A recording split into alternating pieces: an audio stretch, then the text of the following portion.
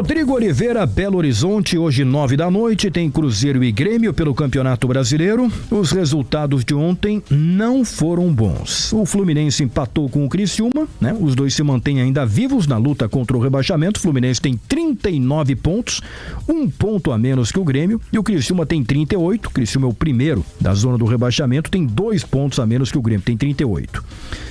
Mas o Juventude no final ganhou do Atlético Mineiro, foi a 42 pontos e ultrapassou o Grêmio. Neste momento, então o Grêmio é o 15º colocado, 40 pontos, só tem o Fluminense entre o Grêmio e a zona do rebaixamento. Então, hoje, o Grêmio, aí em Belo Horizonte, tem que fazer a sua parte, Rodrigo. O Grêmio lamentou internamente muito mais o empate entre Fluminense e Criciúma. Eu vejo, viu, o Gabardo nos bastidores, o Grêmio muito mais preocupado com a distância da zona de rebaixamento em termos de pontuação do que com a posição. Porque se o Criciúma tivesse perdido para o Fluminense, o Grêmio estaria com 40, o Criciúma abriria a zona com 37. Uma vitória tricolor abriria 6 pontos de distância para o Z4, faltando 3 jogos, virtualmente livraria o Grêmio do rebaixamento. Por outro lado, com o Criciúma somando 1 ponto, a distância foi encurtada, são só 2 pontos. Imagina se o Grêmio perde, iria para 3 jogos dramáticos na reta final, com uma distância de apenas 2 pontos. E é por isso, Gabardo, que a vitória é o objetivo hoje contra o Cruzeiro. Não vale mais aquela lógica do técnico Renato Portaluppi, adotada contra Fluminense e Palmeiras fora de casa, de jogar pelo empate, estratégia defensiva. Não, o Grêmio quer ganhar.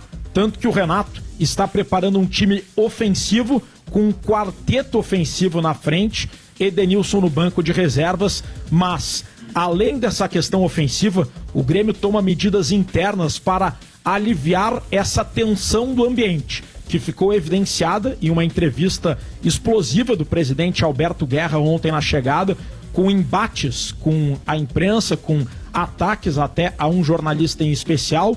O próprio presidente nessa entrevista admitiu que o mau momento eleva a tensão do ambiente como um todo. O Grêmio trouxe o zagueiro Kahneman, que está lesionado, só volta no ano que vem, mas o Grêmio entendeu que a liderança do Kahneman pode ser importante para mobilizar o ambiente. O Grêmio blinda os jogadores e adota medidas para que a pressão vire motivação na busca por 3 pontos hoje no Mineirão. Pois é, a vitória, se o Grêmio ganhar do Cruzeiro, que vem de derrota no título, na disputa do título da Copa Sul-Americana, se o Grêmio ganhar, vai a 43 e abre 5 pontos de diferença em relação ao Criciúma, faltando 3 rodadas. Isso aí tá tranquilo, né? Se empatar, vai a 41 e mantém os 3 pontos de diferença para a zona do rebaixamento, da zona do rebaixamento, faltando 3 jogos. Agora, se perder, fica a diferença de 2 pontos, faltando 3 jogos, e o Grêmio tem pela frente São Paulo em casa, Vitória em Salvador e Corinthians em casa. Aí vai ser uma pressão ainda maior nos últimos 3 jogos. Não pode perder. Mas como é que o Renato está montando então o time do Grêmio para o jogo de hoje, Rodrigo? O Rodrigo Elis está lesionado, tem uma luxação no pé direito, e chama a atenção que Renato Portaluppi escolheu Rodrigo Caio para compor a dupla de zaga ao lado de Gemerson, que volta de suspensão. Rodrigo Caio aparentemente passou o Pedro Jeromel e o Gustavo Martins na hierarquia de defensores. No setor ofensivo, Renato optou por uma estratégia ousada. Edenilson vai para o banco de reservas e o time terá o seguinte quarteto: Cristaldo como meia centralizado, Aravena e Soteldo nas pontas e Braithwaite como centroavante. Um time bem mais ofensivo do que o adotado nos últimos jogos fora de casa. O time terá Marquezin, João Pedro, Rodrigo Caio, Gemerson e Reinaldo, Vila Sante, Dodi, Cristaldo, Aravena, Braithwaite e Soteldo. Eu acho, né, Rodrigo, que essa formação ela pode funcionar bem, e me agrada mais a formação com os 2 jogadores de frente, né, dos lados, né, o Aravena e o Soteldo, do que aquela mais defensiva com o Edenilson. O Aravena tem poder de recomposição, o Soteldo não tem, mas ele pode desequilibrar lá na frente. Agora na zaga chama atenção a escalação do Rodrigo Caio, porque ele não vem jogando muito, né? Ele teve oportunidades contra o Bragantino, contra o Criciúma, não foi lá muito bem. E o Jeromel até não foi mal na partida contra o Juventude, né?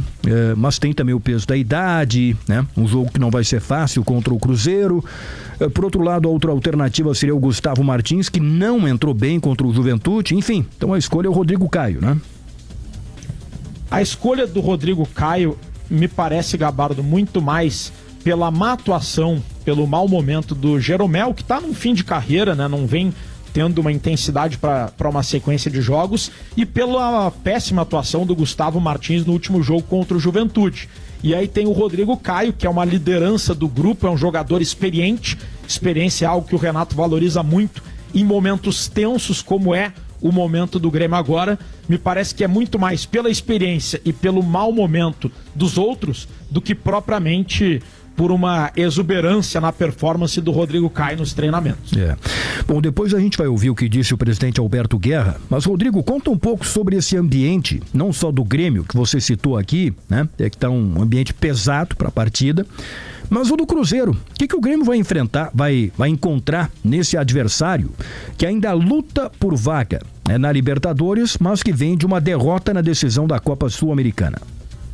Apesar de o Cruzeiro ter uma situação muito mais confortável que a do Grêmio na tabela de classificação, o ambiente não é muito diferente. Também é um ambiente de tensão e de pressão.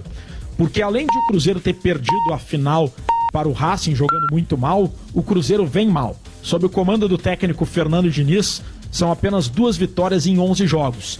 Ontem, uma torcida organizada, que inclusive está banida dos estádios, foi recebida por dirigentes e jogadores do Cruzeiro no CT da Toca da Raposa, e houve cobranças diretas dessa torcida organizada ao grupo, ao clube. Houve uma polêmica envolvendo o casamento do goleiro Anderson 2 dias após a derrota na final. O casamento estava marcado há meses, foi num momento de folga, mas as imagens de os jogadores comemorando em um ambiente de celebração depois de uma derrota não pegaram bem com a torcida nas redes sociais.